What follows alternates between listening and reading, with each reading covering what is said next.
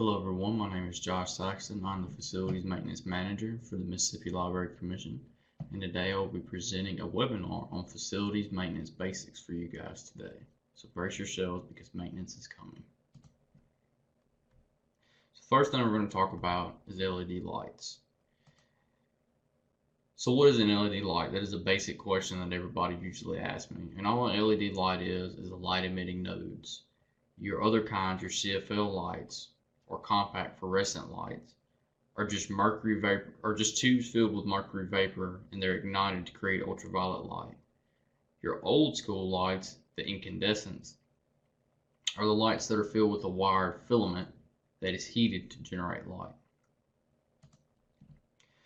So the things we're going to talk about today with LED bulbs is their lifespan, their savings, their Kelvin or temperature, which determines the color of the bulb, the voltage that it takes, and figuring out where to begin with your LED conversion. So the lifespan of an LED light. Incandescent light bulbs usually last around 1,000 hours, whereas CFLs or compact fluorescent bulbs usually last around 8,000, while LED bulbs last around 20,000 hours. Now this also to take into consideration is the fact that LED bulbs use roughly around a third of the wattage that a CFL does to produce the same amount of light, if not brighter. So you're using a lot less electricity, which will save on your energy bill, which kind of ties into this next slide, which is the savings that LEDs produce for your agency. LEDs have over double the life of a traditional CFL bulb and 20 times the life of an incandescent bulb. And something you can get with LED bulbs that you can't get with CFLs, what they call a ballast bypass. So all a ballast is they help start up the bulbs if there's not enough voltage to start the bulbs, and they also regulate the voltage going to the bulb so it doesn't blow them or burn them up. So these normally cost anywhere from $30 to $50 per light ballast. If you don't have a maintenance side, then you're also going to look at more because you're going to have to call an electrician or handyman to come replace these light ballasts. And that's what this bottom bullet pretty much explains about the electrician. Most electricians are going to charge around $200 for the first hour. That's your trip charge, your mileage, and then your at first $100, $125 for that first hour. And then normally you're going to look at $100 more per additional hour. Normally a ballast takes about 30 to 60 minutes to change, just depending on the electrician, how fast they are, maybe they're in a hard to reach area. So definitely when you're looking into these LED bulbs, you want to consider a ballast bypass option because it eliminates all these extra charges and fees to replace the ballast. Because some LED bulbs have resistors, the ones that are the ballast bypassed, that the resistors take up the job of these ballasts.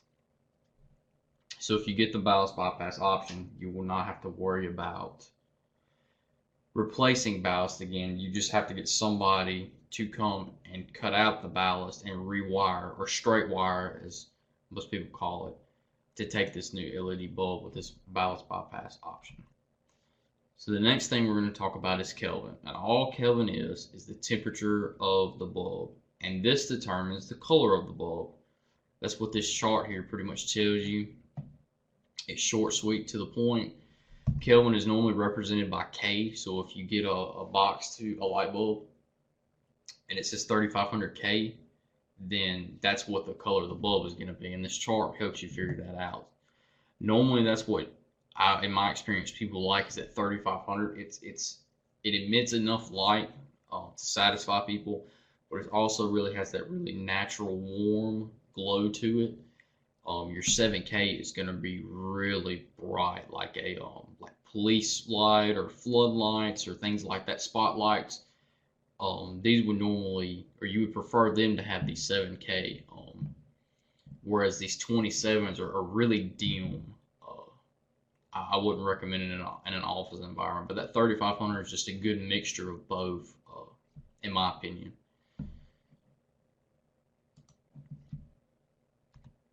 So prepping for your LED conversion. So a big deal that I had, because I came from the private industry and I was working residential. A lot of your residential is going to be 120 volts. Well, normally 99% of your commercial buildings are going to take 277 volts.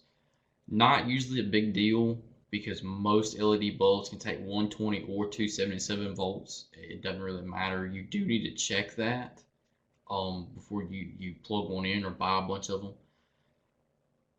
But if so, you need to have an electrician, or if you have a facilities department, to double check that voltage just in case. So the next step is going to be counting your bulbs. You want to get an accurate count of them. You don't just want to ballpark it. You also want to contact an electrical supplier, contact multiple of them, do some price check. I wouldn't recommend getting the cheapest brand bulb, but you can find some good brands through specific companies. They'll have deals on them, especially if you buy in bulk. Definitely do a trial period. A lot of these electrical suppliers will give you free samples if you ask for them. Get an electrician to come if you do the ballast bypass option and take that ballast out and rewire it and plug them in and try them for a few months. Try to see if you can get those different colors, a 35 or 4 or 25, even a 7K, and just see what you and the people in your office would prefer more in this trial period. Always remember to order extra. An example of that is we just ordered a good bit extra for some of our LED conversion, but the particular base that the bulb plugs into, they're fixing to start phasing out. So they're fixing to start getting rid of the sockets and the light bulbs that take these. So you definitely want to check into that to have extra just in case, because these LED bulbs are supposedly going to last 10 to 15 years, just depending. So you definitely want to have those extra lying around. And the next thing you want to do is use a professional if you're going to hire an outside company to do all this ballast bypass, and especially if you're going to get someone to come in and actually count your bulbs for you and determine the best ones and find you the best deal. Use a professional company for this. So the next thing we're going to talk about is fire extinguishers. So I talked to the Mississippi State Fire Marshal, and he pretty much told me that any questions, concerns, anything that I need can be answered through the 2015 International Fire Code, because that is what Mississippi follows as our guidelines. And you can find this on iccsafe.org under online building codes. You can also contact the fire marshal too. He said he's open to anybody contacting him for questions. But I'm going to go over today just the basics of fire extinguishers. So fire extinguishers need to be every 75 feet in your building, and this does not include kitchens. If you have a kitchen that's within 75 feet of a fire extinguisher, it still needs its own separate fire extinguisher. On top of that, if you have any gas appliances like a gas stove, you need to have a Class K fire extinguisher for that kitchen. Yearly, you need to have a licensed professional come inspect your fire extinguishers. But if you want to do monthly checks or bi-monthly checks or quarterly checks, that is totally up to you and you can do yourself. We do monthly checks here at MLC. And all you're really looking for is dents in the fire extinguisher, any oils or anything like that in the bottom of, maybe if it's sitting in a case or under it on the floor, to make sure there's no indications of leaks. You want to look at the gauge on top of the fire extinguisher. There's going to be a red circle with a little sliver of green. Of course, you want the needle to be in the green. If it is towards the overcharged side and it's almost to the red, don't be alarmed. That's normal with new fire extinguishers to be closer to that overcharged side. But if it's down towards the empty side, then you want to start considering having that fire extinguisher replaced. So the next thing we're going to talk about is heating, ventilation, air conditioning, and refrigeration, and the things to consider that go with this. So always remember, a great thing to remember with your AC is there's a lot of factors that play into this. And a lot of people will feel hotter than normal, and their assumption is automatically that the air is not working.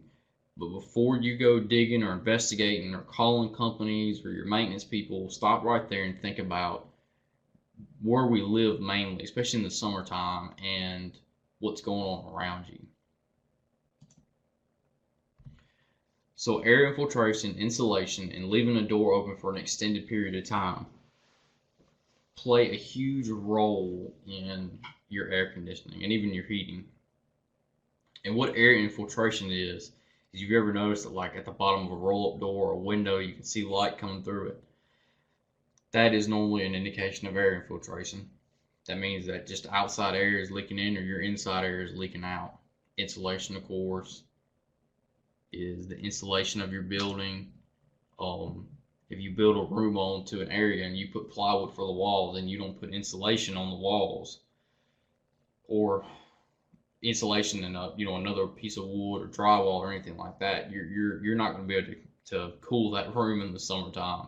And I know that's a weird scenario, but when I was working in the residential world, I went into a house to where they had built on a room and just put plywood walls up and no insulation, and they could not figure out why it was 90 degrees in there all the time.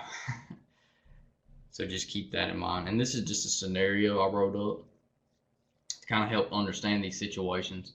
So if you have mail trucks that run twice a day and you must open a huge roll-up door when they come, you've just told yourself why it's hotter in that basement area on that floor. Once these roll-up doors open all the way, the conditioned air has just exchanged itself with the outside air. So if it takes your building 2 hours to cool the floor to the desired temperature, you've just started this process all over with. Also, your huge roll-up door is probably not insulated or probably has air infiltration. And this is going to be a big consideration too with the temperature of that floor, that basement.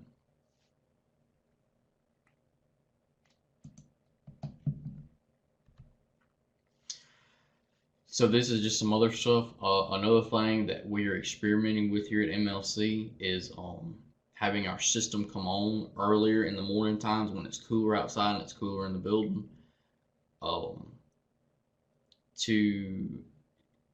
for the electrical components to not strain as much to cool the building. And I have a scenario explaining this, but the common belief is if you leave the AC off overnight, then you're saving electricity. And this is not necessarily true, because when you turn your AC off all night, you're letting your building become whatever temperature the outside air is. And when you leave the air on overnight at a higher set point, it usually will take a lot less electricity to cool the building down. Here's the scenario. You decide to turn your AC off after the workday has ended. Now at 7 a.m. the building system cuts on and the building temperature is 90 degrees. Your system is going to have to work hard and fast to pull the temperature down 20 degrees. All the electrical components are running at full sprint using gobs of electricity to do this when there are other solutions. If you leave your system on at the end of the workday and turn your cooling set point to 80 degrees instead of turning your system completely off, instead now it only has to go 10 degrees to get to that 70 degree mark in the morning time. So it's a lot less strain on your electrical components to maintain a higher set point than it is to have it completely cut off all night. And that's a theory. I've heard that a lot when I work in multiple air conditioning companies. I've tested that theory, and I personally agree that it works. So that may be something you guys want to check into and try out.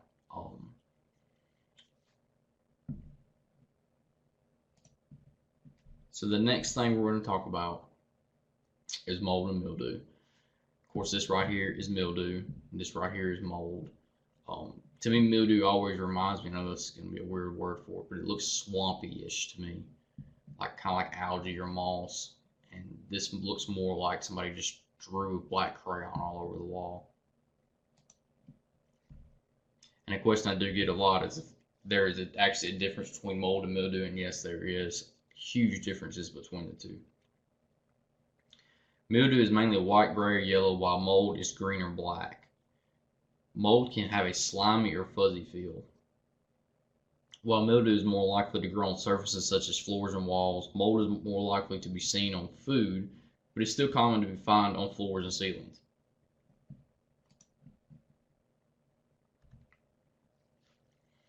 So these are some things to do when looking for mold or testing for it. So if you've ever been in a janitorial closet or a bathroom, you see kind of the drywall at the bottom is wrinkled, it looks like it's pushing up or peeling. That's normally a sign of it's getting wet down there and staying wet, and this can be a perfect environment for mildew or mold. You want to take just a screwdriver, or if you've got a pen, just kind of push against it. And if the lightest pressure makes it crumble or pushes through it, that's normally a good indication that that is a potential area for mold or mildew. Checking around plumbing areas. If you've got a small leak in around a pipe under a sink that normally nobody checks, that can be a perfect environment for that as well. Just like look on like the outside, or go in your like if you have a crawl space in your building, any type of leaks from the roof, that can be perfect environment, especially if there's insulation up there or styrofoam, things like that. That is perfect environments for that kind of stuff. Same thing with duct work. I know in our basement we have exposed duct work, and every once in a while sometimes the duct, the insulation around the duct will crack, and the condensation from the ductwork will leak through. And that insulation can be a good environment for that. So how to remove mildew. Mildew can be cleaned up with a scrubbing brush and chemicals. Bleach, 1 cup of bleach per gallon of water, or undiluted white distilled vinegar. These are the chemicals you can use, the most common ones. Dip the scrubbing brush into the bleach water mixture and just immediately start scrubbing. And it doesn't take bleach long, 5-10 seconds to kill this mildew. Vinegar takes about an hour sitting to really kill and get rid of that mildew, because you can wipe it away, but you really have to get in there and kill the source of it so it won't grow back. So I did a lot of research with mold, a lot of reading online, and the best thing I can tell you, if you suspect mold, is to just call a professional. Mold can be very dangerous depending on the type of mold. And I'm not talking about mold on your food. There's different types of mold. There's one called penicillium that's mainly found in what's found in the air and the soil, but its main purpose is to deteriorate or grow on foods and make them spoil. I'm sure everybody at some point in their life has seen this. Those, being exposed to those is not really going to cause any long-term health issues. Now, if you start eating it, it could cause long-term health issues, so I wouldn't recommend that necessarily. But there are many different type of molds that are hazardous to your health just breathing it in. One of those, I'm sure all of you have heard of, is black mold. Now, black mold is definitely one of the worst. It can cause anything from respiratory issues, nasal and sinus congestion, eye irritation, sore throats, cough, and chronic fatigue. And there are some even major long-term effects that it can have on your body. So my best recommendation for dealing with mold is just call a professional company and have them come inspect it and deal with it themselves, because you do not want to expose yourself or your employees to that any longer than they already have been. Unless it's that mold that's growing on the spoiled food in the kitchen, I would definitely just recommend throwing that away. And here's just a list of those health issues again. They've even linked mold because of all the effects that it causes: joint pain, migraines, fatigue, health problems, respiratory issues, to even be the cause of depression in some cases, while mildew only really causes trouble breathing and headaches. So that's all I got for you guys today. Thank you for listening, and I hope you enjoy and learn some things. My name is Josh Saxton once again, and I'm the Facilities Maintenance Manager for the Mississippi Library Commission, and thank you for listening.